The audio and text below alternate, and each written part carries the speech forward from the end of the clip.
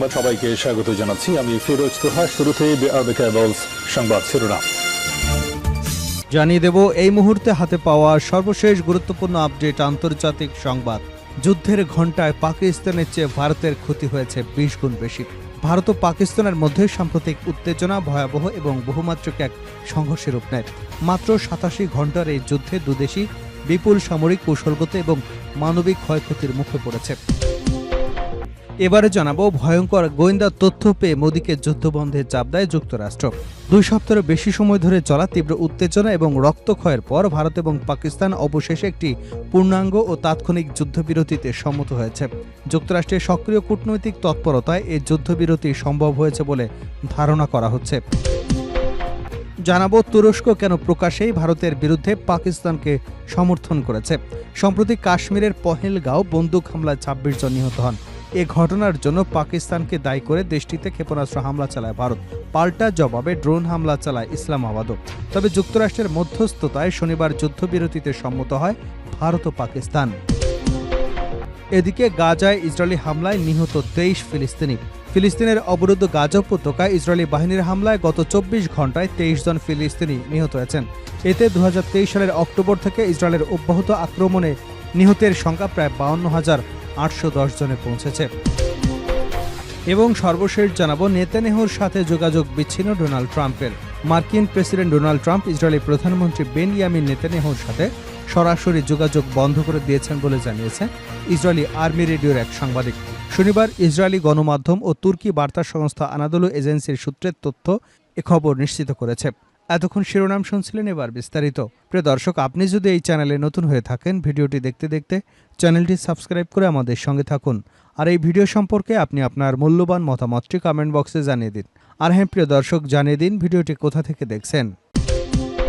যুদ্ধের ঘণ্টায় পাকিস্তানের চেয়ে ভারতের ক্ষতি 20 গুণ বেশি।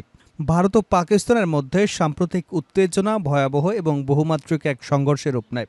মাত্র 87 ঘণ্টার এই যুদ্ধে দুদেশেই বিপুল সামরিক, কৌশলগত এবং মানবিক ক্ষয়ক্ষতির মুখে পড়েছে।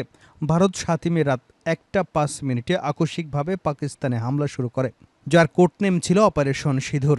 নয়াদিল্লির দাবি, ভারত নিয়ন্ত্রিত কাশ্মীরের পেহেলগামে সন্ত্রাসী হামলার প্রতিশোধ নিতেই তারা এই হামলা চালিয়েছে। পাকিস্তানের মূল ভূখণ্ড ও আজাদ কাশ্মীরে চালানো এই অভিযানে অংশ নেওয়া অত্যাধুনিক রাফায়েল যুদ্ধ বিমান, যেগুলো থেকে ছোড়া হয় স্টর্ম শ্যাডো মিসাইল এবং হ্যামার বোমা। ভারতের লক্ষ্য ছিল পাকিস্তানের অভ্যন্তরের 9টি সামরিক সমর্থিত বেসামরিক অবকাঠামো, যার মধ্যে ছিল সন্দেহভাজন ঘাঁটি, যোগাযোগ কেন্দ্র এবং সরবরাহ চেইনের অংশ। একই সঙ্গে ভারত ড্রোন হামলা এবং নজরদারির মাধ্যমে পাকিস্তানের আকাশ প্রতিরক্ষা ব্যবস্থার প্রতিক্রিয়া যাচাই করবার চেষ্টা করে। ভারতের হামলার জবাবে পাকিস্তান খুব দ্রুত প্রতিরোধ গড়ে তোলে। আকাশপথে জে-10C যুদ্ধবিমান মোতায়েন করে এবং কোরাল ইলেকট্রিক জ্যামিং সিস্টেম ব্যবহার করে ভারতের বিমান এবং ড্রোনকে বাধা দেয়। পাকিস্তানের দাবি অনুযায়ী তারা 3টি রাফায়েল যুদ্ধবিমান ভূপাতিত করে এবং 12টি ভারতীয় ড্রোন ধ্বংস করে ইলেকট্রনিক এবং ক্ষেপণাস্ত্র প্রতিরক্ষা ব্যবস্থার সাহায্যে। পাকিস্তানি সংবাদ মাধ্যম দ্য নিউজ ইন্টারন্যাশনালের খবরে বলা হয়, যদিও সংঘর্ষ ছিল স্বল্পমেয়াদী, তবে এর অর্থনৈতিক অভিঘাত ছিল গভীর এবং ব্যাপক। কারণ এই যুদ্ধ শুধু আকাশে হয়নি, সবচেয়ে বড় ধাক্কা এসেছে অর্থনৈতিক ক্ষেত্রে। মাত্র 87 ঘণ্টা 25 মিনিটের এই সংঘাতে ভারতের অর্থনৈতিক ক্ষয়ক্ষতির পরিমাণ দাঁড়ায় $83 বিলিয়ন, যা পাকিস্তানের তুলনায় 20 গুণ বেশি। প্রতিবেদকের মতে, উত্তর ভারতের আকাশসীমা বন্ধ থাকায় প্রতিদিন $8 মিলিয়ন ক্ষতি হয়েছে বিমান চলাচলে। IPL বন্ধ হওয়ায় আর্থিক ক্ষতি হয়েছে $50 মিলিয়ন। সামরিক ব্যয় যোগ হয় আরও $100 মিলিয়ন এবং যুদ্ধবিমান হারিয়ে ক্ষতি হয় $400 মিলিয়ন। লজিস্টিক ও বাণিজ্যিক খাতে ক্ষয়ক্ষতির পরিমাণ ছাড়িয়েছে $2 মিলিয়ন।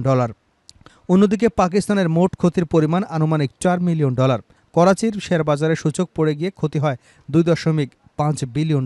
পাকিস্তানের সুপার লিগ বন্ধ থাকায় ক্ষতি হয় আরও $100 মিলিয়ন। আকাশসীমা বন্ধ থাকায় ক্ষতি হয়েছে $20 মিলিয়ন। আর সামরিক খাতে প্রতিদিন $25 মিলিয়ন ব্যয়ের পাশাপাশি ড্রোন ও ক্ষেপণাস্ত্র ব্যয় হয় $300 মিলিয়ন। ভয়ঙ্কর গোয়েন্দা তথ্য পেয়ে মোদীকে যুদ্ধবন্ধে চাপ দেয় যুক্তরাষ্ট্র। 2 সপ্তাহেরও বেশি সময় ধরে চলা তীব্র উত্তেজনা ও রক্তক্ষয়ের পর ভারত এবং পাকিস্তান অবশেষে একটি পূর্ণাঙ্গ এবং তাৎক্ষণিক যুদ্ধবিরতিতে সম্মত হয়েছে। যুক্তরাষ্ট্রের সক্রিয় কূটনৈতিক তৎপরতায় এ যুদ্ধবিরতি সম্ভব হয়েছে বলে ধারণা করা হচ্ছে। মার্কিন প্রেসিডেন্ট ডোনাল্ড ট্রাম্প যুদ্ধবিরতির ঘোষণা দিলেও নতুন তথ্য বলছে, সংঘাত শুরু হবার পর এক পর্যায়ে এমন কিছু ভীতিকর গোয়েন্দা তথ্য যুক্তরাষ্ট্রের হাতে আসে যা উভয় দেশের মধ্যে পূর্ণমাত্রার যুদ্ধের আশঙ্কা সৃষ্টি করেছিল। সিএনএনের এক প্রতিবেদনে বলা হয়েছে, শুক্রবার সকালে এমন কিছু গোয়েন্দা তথ্য আসে যা স্পষ্ট করে দেয় যুদ্ধ যদি অব্যাহত থাকে তবে তা নিয়ন্ত্রণের বাইরে চলে যেতে পারে। এরপরই মার্কিন ভাইস প্রেসিডেন্ট জেডি ভ্যান্স ভারতের প্রধানমন্ত্রী নরেন্দ্র মোদীকে সরাসরি ফোন করেন এবং অবিলম্বে পাকিস্তানের সঙ্গে যুদ্ধবিরতির আলোচনায় বসার অনুরোধ জানান। সিএনএনের তথ্য অনুযায়ী ট্রাম্প প্রশাসনের একটি উচ্চ পর্যায়ের দল ভাইস প্রেসিডেন্ট জেডি ভ্যান্স, পররাষ্ট্রমন্ত্রী এবং জাতীয় নিরাপত্তা উপদেষ্টা মার্কো রুবিরো এবং হোয়াইট হাউসের চিফ অব স্টাফ জোজি ওয়ালস টানা ৪৮ ঘণ্টায় ভারত পাকিস্তানের উত্তপ্ত পরিস্থিতি নিবিড়ভাবে পর্যবেক্ষণ করছিলেন। উক্ত ভয়াবহ গোয়েন্দা তথ্য পাওয়ার পরই জেডি ভ্যান্স প্রেসিডেন্ট ট্রাম্পকে পুরো পরিস্থিতি ব্যাখ্যা করেন এবং তাৎক্ষণিকভাবে মোদীকে ফোন করে ভারতকে সামরিক উত্তেজনা থেকে সরে আসার আহ্বান জানান। ফোন আলাপে ভ্যান্স হোয়াইট হাউসের উদ্বেগ তুলে ধরে বলেন, এই সংঘাত বড় ধরনের যুদ্ধের দিকে গড়িয়ে যেতে পারে, এমনকি পরমাণু সংঘর্ষেও গড়াতে পারে। খবরে বলা হয়, মার্কিন প্রশাসনের ধারণা ছিল সংঘাত চলাকালীন ভারত এবং পাকিস্তানের মধ্যে কোনো কূটনৈতিক যোগাযোগ হচ্ছিল না। সেই শূন্যতা পূরণে এবং শান্তিপূর্ণ সমাধানের পথ খোলার জন্যই যুক্তরাষ্ট্রের হস্তক্ষেপ জরুরি হয়ে পড়ে। ভ্যান্স ফোন আলাপে মোদীকে একটি সম্ভাব্য বিকল্প প্রস্তাব দেন এবং যুক্তরাষ্ট্র মনে করেছিল পাকিস্তানের পক্ষে গ্রহণযোগ্য হতে পারে।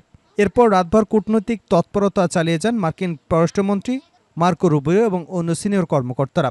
তারা ভারত ও পাকিস্তানের পররাষ্ট্রমন্ত্রী এবং জাতীয় নিরাপত্তা উপদেষ্টাদের সঙ্গে একাধিকবার কথা বলেন এবং আলোচনা শুরু করবার পরিবেশ তৈরিতে ভূমিকা রাখেন। হোয়াইট হাউসের এক সিনিয়র কর্মকর্তা বলেন, ভ্যান্স এবং মোদির ফোনালাপ ছিল এই সংকট নিরসনে একটি টার্নিং পয়েন্ট। মোদি কৌশলগতভাবে পরিস্থিতি মূল্যায়ন করে সংযম দেখিয়েছেন। সূত্র আরও জানায়, ভ্যান্স পূর্ব মোদির সঙ্গে একটি ব্যক্তিগত বৈঠকে অংশ নেন এবং এই সম্পর্কেই কূটনৈতিক ক্ষেত্রে ব্যবহার করা হয়। যদিও ভারত এবং পাকিস্তান দুদেশই তাদের আনুষ্ঠানিক বিবৃতিতে যুক্তরাষ্ট্রের ভূমিকা উল্লেখ করেনি, তবে সিএনএন বলছে মার্কিন প্রশাসন সরাসরি যুদ্ধবিরতির খসড়া তৈরিতে যুক্ত ছিল না, তবে উভয় পক্ষকে আলোচনার টেবিলে ফেরাতে একটি গুরুত্বপূর্ণ সহায়ক ভূমিকা পালন করেছে। মার্কিন কর্মকর্তারা বলেন, তাদের লক্ষ্য ছিল দুদেশের মধ্যে যোগাযোগের ঘাটতি পূরণ করা, যুদ্ধের বদলে কূটনীতিকে অগ্রাধিকার দেওয়া। সেই কৌশল এখন বাস্তবে সফল হয়েছে বলেই মনে করছেন তারা। এখন ঘটনাবলিতে স্পষ্ট, হঠাৎ শুরু হওয়া ভারত পাকিস্তান সীমান্ত সংঘাত একটি বিপজ্জনক মোড় নিতে পারত।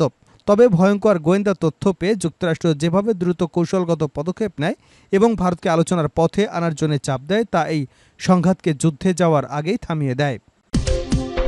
তুরস্ক কেন প্রকাশ্যেই ভারতের বিরুদ্ধে পাকিস্তানকে সমর্থন করেছে?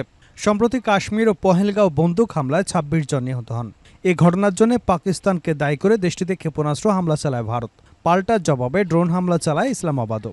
তবে যুক্তরাষ্ট্রের মধ্যস্থতায় শনিবার যুদ্ধবিরতিতে সম্মত হয় ভারত ও পাকিস্তান। কিন্তু দুই দেশের মধ্যে গত কয়েকদিনের সংঘর্ষ আর সংঘাতে তুরস্ক খোলাখুলিভাবে পাকিস্তানকে সমর্থন করেছে আর ইসরায়েল সমর্থন দিয়েছে ভারতকে।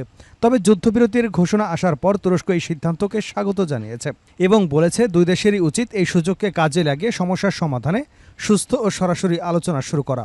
কিন্তু পাক ভারত সংঘর্ষ চলাকালে যখন বিশ্বের প্রায় সব দেশ নিরপেক্ষ ভূমিকা পালন করেছে, সেই সময় তুরস্ক এবং ইসরায়েল নিজেদের ইচ্ছেমতন পক্ষ অবলম্বন করেছে। শুক্রবার ভারত অভিযোগ করে পাকিস্তান তুর্কি ড্রোন ব্যবহার করেছে। অন্যদিকে পাকিস্তান বলেছে ভারত ইসরায়েলি ড্রোন ব্যবহার করে হামলা চালাচ্ছে। তুরস্কের প্রেসিডেন্ট রিসেপ তাইপ এরদোয়ান বৃহস্পতিবার বলেছেন, পাকিস্তানের মানুষ তার ভাইয়ের মতো এবং তিনি তাদের জন্য আল্লাহর দরবারে দোয়া করবেন। চলতি সপ্তাহে তুরস্কের বিমান বাহিনীর একটি C-130 জেট পাকিস্তানে অবতরণ করেছে। তুরস্ক বলেছে সেটি জ্বালানি তেল নেওয়ার জন্য এসেছে। এর আগে তুরস্কের একটি যুদ্ধ জাহাজ করাচির বন্দরে নোঙর করেছে, যা বন্ধুত্বের নিদর্শন হিসেবে পাঠানো হয়েছে বলে তুরস্ক জানিয়েছে। শুক্রবার ভারতের সেনাবাহিনী বলেছে, বৃহস্পতিবার পাকিস্তান ৩০০ থেকে ৪০০ তুর্কি ড্রোন ব্যবহার করে ভারতের বিভিন্ন শহরে হামলা চালিয়েছে। ভারতের সঙ্গে তুরস্কের সম্পর্কে অস্বস্তি আরও বোঝা যায় এ থেকে যে ক্ষমতা গ্রহণের পর পর্যন্ত দেশটির প্রধানমন্ত্রী নরেন্দ্র মোদী কখনো তুরস্কে সফর করেননি। সৌদি আরবে ভারতের সাবেক রাষ্ট্রদূত তালমিস আহমেদের কাছে বিবিসি প্রশ্ন রেখেছিল, তুরস্ক কেন রাগঢাক ছাড়াই পাকিস্তানকে সমর্থন দিচ্ছে। তালমিস আহমেদ বলেন, পাকিস্তানের সঙ্গে তুরস্কের মতাদর্শিক মিত্রতা রয়েছে। তাছাড়া স্নায়ুযুদ্ধের সময় তুরস্ক এবং পাকিস্তান যুক্তরাষ্ট্রের ঘনিষ্ঠ মিত্র ছিল। তাদের নিরাপত্তা বিষয়ক সহযোগিতাও খুবই গভীর এবং পরীক্ষিত। পাকিস্তানের অনেক জেনারেলের তুরস্কের সঙ্গে ব্যক্তিগত সম্পর্ক রয়েছে। দুই দেশের মধ্যে প্রতিরক্ষা সহযোগিতা সম্প্রতি সময়ে অনেক বেড়েছে। তিনি বলেন, আমার মনে হয় এরদোগান পাকিস্তানের সঙ্গে তার পুরনো বন্ধুত্ব ঝালাই করছেন, আর এরদোয়ান নিজেকে একজন ইসলামিস্ট নেতা হিসেবে গড়ে তুলেছেন এবং ইসলামী ইস্যুগুলোকে গুরুত্ব দেন তিনি। এরদোয়ান প্রায় কাশ্মীর নিয়ে কথা বলেন এবং একে একটি ইসলামী ইস্যু হিসেবে তুলে ধরেন। পাকিস্তানের পক্ষ তুরস্কে নিজের অবস্থান পরিষ্কার করেছে। তালমিস আহমেদ আরও বলেন, এরদোগান তুরস্কের ক্ষমতায় আসার পর পাকিস্তানের সঙ্গে সম্পর্কের ক্ষেত্রে ধর্মের বিষয়টি গুরুত্ব পায়। যদিও 1950 সাল থেকে দুদেশের সম্পর্ক, কিন্তু ধর্মের ভিত্তিতে সেই সম্পর্ক গভীরতা প্রায় এরদোগানের সময় এবং এখন সেই সম্পর্ক বেশ দৃঢ় হয়েছে।